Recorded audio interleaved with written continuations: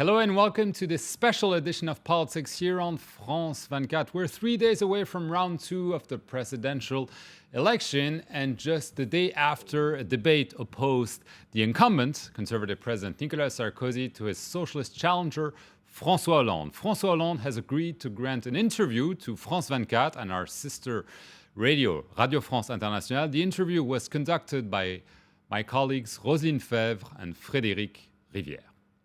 Hello everyone and welcome to our joint RFI and France 24 interview with Frédéric Rivière from RFI. Our guest today is François Hollande, the socialist candidate for France's presidency. Thank you. Thank you. Thank you, François Hollande, for accepting this interview. Nicolas Sarkozy said this morning on a radio station that he kept going over and over the debate in his mind. Now, what sentence, if there's anything you regret, what might you regret having not said? No, aucune.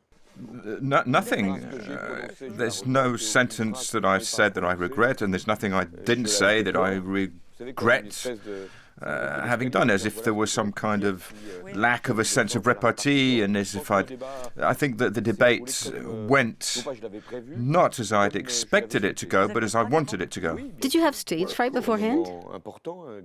This was an important moment, the presidential debate, and the expectations were high. There were many viewers. Yes, about 18 million. Yesterday, just after the debate, Mr. Hollande, you said, now the electors know what I'm capable of. Does this mean that you have the impression that you showed yourself in an unfamiliar light? This was the first time the French saw me in a major debate. Nicolas Sarkozy, in a way, had already been present in the debate held in 2007, and he's been on the screens for the past 5 years as the President of the Republic. So this was our first face-to-face encounter, a major encounter, and it was the first time that the French people saw me confronting the outgoing president. So it was a very important moment where the French were able to compare us. Does this mean that you have the impression that you killed off the candidate of the soft left, as you were criticized for in the past? No, I think that particular body has been jettisoned a long time ago. I don't know whether it's been thrown into the river or into some wasteland, but in the primaries, those who thought that I would not have the ability to win were proved wrong. You laid out a very bleak assessment of Nicolas Sarkozy's 5-year term. Would you say then that if you win the elections, you will need to restore France's image throughout the world? And is that what you will be working towards if you're elected? I think that there were unseemly incidents. There was a lot of division in the past term. It's not that Nicolas Sarkozy did everything badly, and it would be inappropriate for me to say this, including on international issues. I'm thinking of what's being done at present regarding Syria. But things were said, there were behavior, attitudes, choices, which shocked our country and at times also shocked people abroad. I recall the speech in Dakar, the way Bashar al-Assad or Gaddafi were welcomed in France, even though it was the beginning of the term, and the expense on the Union for the Mediterranean with the presidents of Ben Ali and Mubarak, and all this expenditure which was not really well taken by our partners in Europe. So we're going to have to reunite, to bring people together, and this is what I sought to bring out in the debate. We'll talk about international politics later. Yesterday, and for several weeks, we have been speaking about François Mitterrand. Nicolas Sarkozy mentioned François Mitterrand several times. We recall that François Mitterrand had to decide after 2 years of the common program of the left, after the failure of recovery, to switch to austerity. Are you sure, given the current economic situation, that you will not also be forced more quickly than planned to switch to austerity? You're quite right to recall 1981. This was a period of great joy and for the left coming back to office after having been in the opposition for 23 years. So they came to power, and this is to the credit of François Mitterrand, and 2 years afterwards we had to make this U-turn. Now, I didn't want to take on this new responsibility, and I didn't want to take this risk, so there will not be any pause, because from the outset I have announced the promises will be kept, but I will not make any promises that I Will can't. you be expecting a honeymoon period? There'll be a honeymoon period which happens after every presidential election, and as long as one gets it right regarding the measures to be taken. What Nicolas Sarkozy had was a flamboyant start to his term, and then at the end of his term he had austerity. So what I want to start immediately is to restore our public finances and to launch the recovery. Well, exactly. On that point, France will have to drive down its deficit. But looking at the famous 60,000 civil servant jobs that you're going to create, what if IMF's growth forecasts are at 1% next year? What if they're right? And what then would you sacrifice? A balanced budget in 2017 or the 60,000 jobs that you'd anticipated? First of all, I don't know whether those IMF forecasts are accurate. If they were to be accurate, it would be even more necessary to implement what I'm proposing to our European partners, which is to reflate, to launch the recovery, because we cannot accept that Europe is the only continent to be in a recession when we see recovery in the USA and the emerging countries with growth of over 7 or 8%. So we have to do everything to ensure growth. If growth were to be weaker than expected, then we would have to make choices. But I will not sacrifice the priorities that I presented to the French people, namely education. And what about the 60,000 civil servants in the educational department? This implies contributions by other departments. What choices have you made? Which government departments will have to contribute to staff cuts? All the other ministries, except the Education Ministry, the Justice Ministry, and the Will the Defense Ministry be affected? Internal Security. Under the law on defense spending, 54,000 jobs are to go. So adjustments will be made, but there'll be redeployment in each ministries. These decisions will have to be either borne out or some aspects will be reviewed. So this non-replacement of 1 out of 2 civil servants is not part of my approach.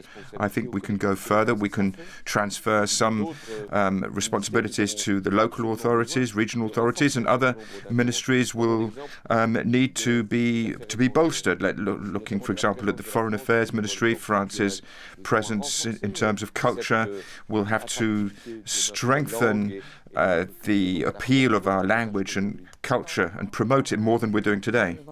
We'll talk about that in a moment, but there's a growing awareness in Europe, and growth has come back into the fore. It's very trendy. You have been promoting growth for a long time, in addition to the Stability Pact, but the financing that you're proposing, national loan or Central European Bank loan. Now, is there not a risk of inflation, which the Germans fear most? Some economists argue in favor of a return to inflation in order to get rid of the debt burden. I think that inflation is a tax on those who are the most vulnerable and on on savers.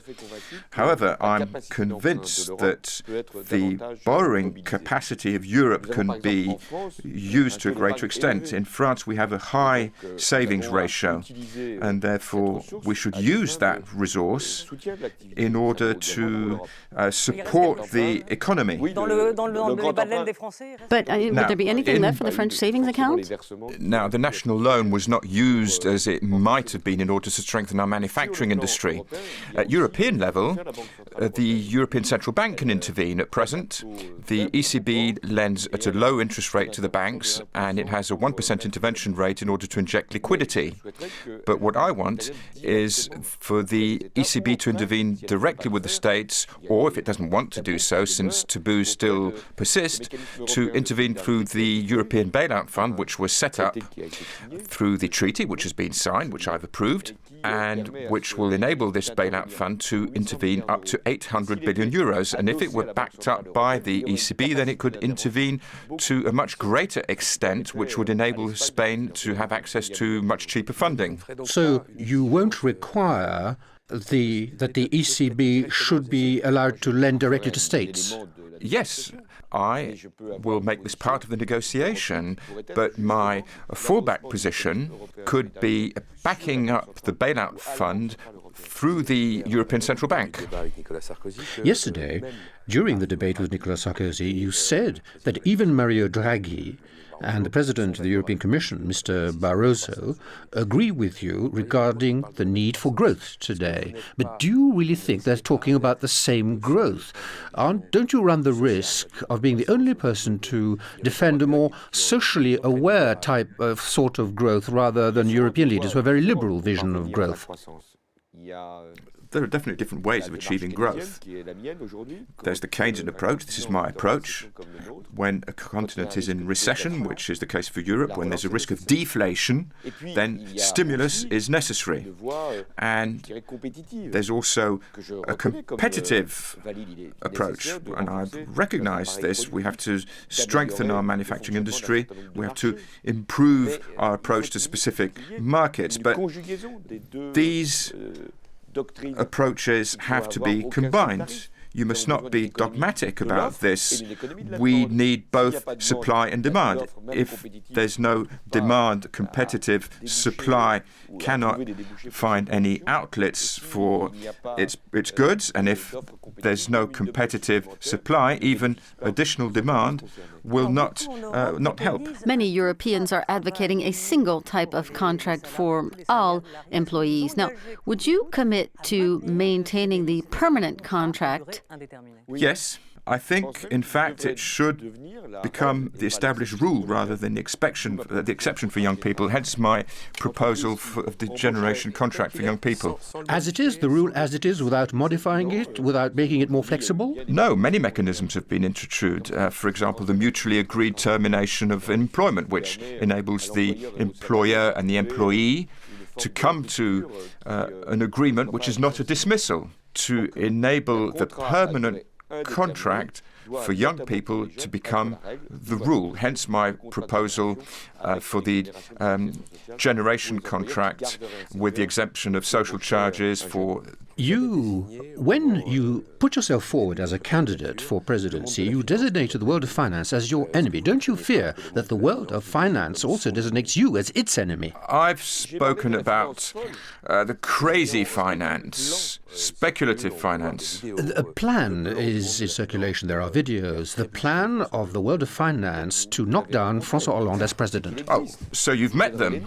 It really exists. You'll give me the names, and I'll try to find them myself. But I'm not criticizing finance when it plays its role, when it ensures the funding of states or it enables companies to raise funds for their investments. This financial industry should be encouraged. What I'm criticizing is speculative finance, the financial industry which destroys, upsets the real economy. That's what we have to work on. And the banking reform in France, the struggle against tax havens, the ban on specific purely speculative financial products, and the tax on financial transactions. And I'm sure I'll find allies in Europe regarding this reorientation. The last few days, Nicolas Sarkozy has been promoting the idea of borders and our nation. Do you think that we should reestablish borders inside the Schengen zone in the event of a sudden influx of immigrants, as we saw during the Arab Revolution? It's possible here and now. A country under the Schengen rules can decide on a temporary basis to suspend this Schengen agreement. Would you do it? If there were a migratory shock due to an international crisis, then I will have to introduce these measures. There are negotiations underway to improve Schengen, and there's no need to threaten to leave the negotiating table in order to have guarantees ensuring that for the border that there are improved controls. International politics. If you are elected next Sunday, one of your first appointments after meeting Angela Merkel, which will be almost immediate, will be the NATO summit on the 20th and 1st of May in Chicago in the United States, dedicated mainly to the methods of withdrawal of troops present in Afghanistan. And you said that the French forces will have to go home by the end of 2012, except if it is physically impossible. What is your position today regarding this question? Do you still think that you can stick to this timetable? Yes. The combat troops will have to be withdrawn by the end of the year. We'll keep... Even if the Afghani army isn't ready to take over? Well, this has been done during our mission. The Afghan troops will be in charge of Afghan territory, but all combat troops will have to be withdrawn. So what will be left will be some equipment and the personnel involved in this equipment in order to bring the equipment back if this has to be done after 2012. Therefore, I will have to confirm this position at the Chicago summit and instructions to the chiefs of staff for the withdrawal. Let's talk about Syria now, where the threats of sanctions and intervention, forced interventions, in fact, are not bringing about any results with the Syrian regime. You were favorable for the UN initiative, but then Russia is an ally of Damascus.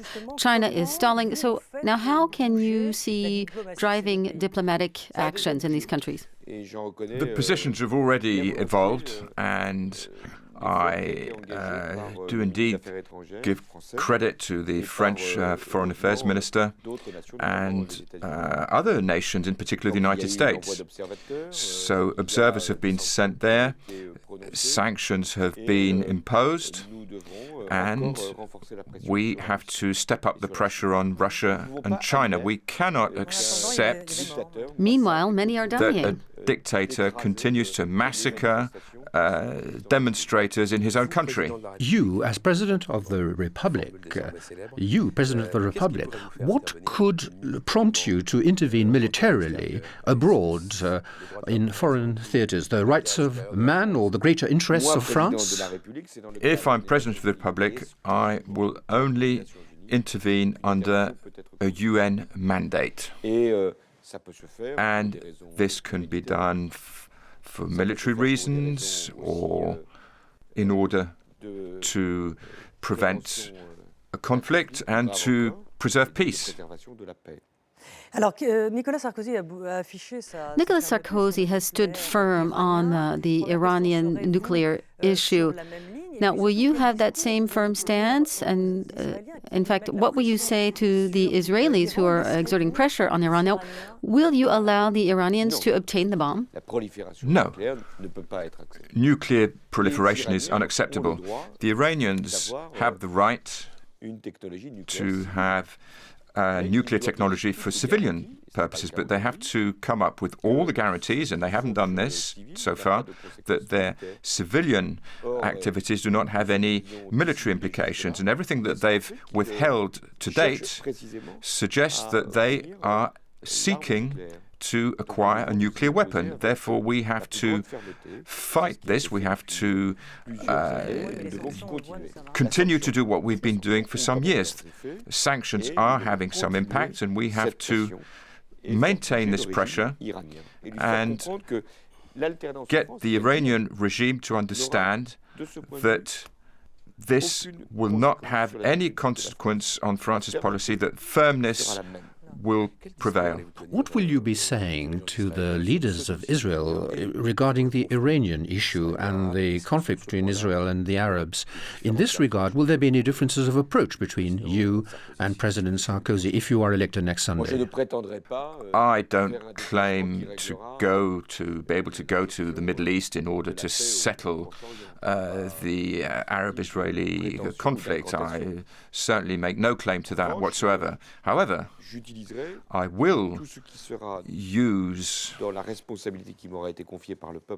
all means available under my mandate to convince the Israelis to go to the negotiating table and to convince the Palestinians to ensure the security of the State of Israel and to ensure that the reconciliation which is underway between Hamas and Fatah to reaffirm, which is not the case at present, to reaffirm the conditions of security for Israel. Let's look at Mali, the new Afghanistan. Okay, we've seen the issues. What would you do? Now, do you consider that what took place in Libya with Gaddafi's death and the consequences, the direct consequences, the actual domino effect of the situation there, what will you do?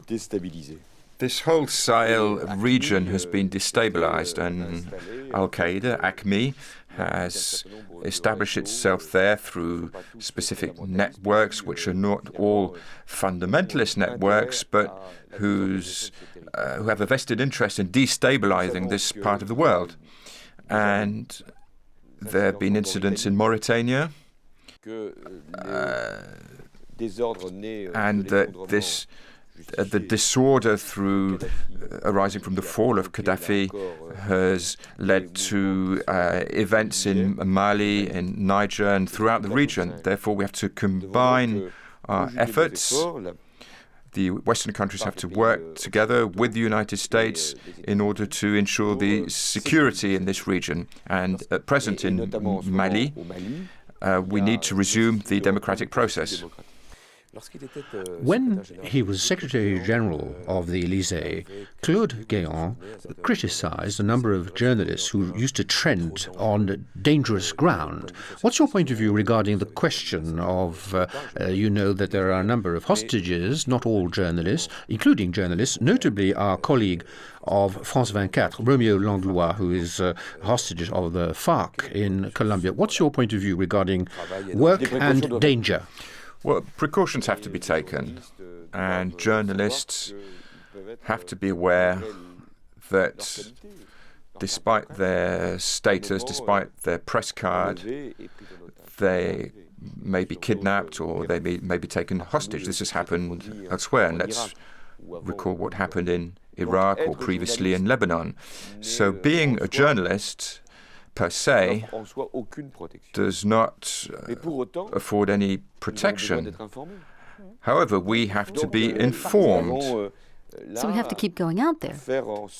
So we have to ensure that the press can be present everywhere. It's when the press is not around that you should fear the worst. And regarding Romeo Langlois, if we're elected, if we take office, then we have to ensure his release. But we also know how the Colombian government tends to act, and they tend to be very direct. There's some very dangerous situations there. We saw what happened with Ingrid Betancourt, who was a prisoner for years. Now, will this be a priority for you, along with the other hostages? But will it be on the top of your desk as in the Foreign Affairs Ministry as well? 9 hostages, French hostages, are currently being held in different parts of the world. In Colombia, Romeo Langlois, in Somalia, Yemen, and others in the Sahel region. So I don't have the full information on this. I don't know whether I'll be given extra information following the presidential election, but our goal is to ensure their release. If we can go back to the immediate future for one moment, the real difference, if you're elected, will be in terms of the style of presidency. No, the real difference is going to be on social justice and economic policy. But as far as the presidency of the Republic is concerned, the way I address the French people, bringing them together, rising to challenges, yes, there will be a difference in relation to the way the outgoing president has behaved. Now, if you win, will you go to the Bastille to celebrate? Well, I haven't planned a venue. I'm cautious. Can you imagine booking somewhere and then not being elected? Won't you go to a famous Parisian restaurant? So far, I haven't made a booking in any restaurant. The problem with champagne is that you can't put the cork back on the bottle. So you have to be careful with these these foreseen events which never happen, or these events which did take place and which have stuck in people's memory, which must not happen again. Thank you very much, François Hollande, for being our guest. Thank you, Frédéric Rivière from RFI, and stay with us for more news on France 24 and RFI. Thank you.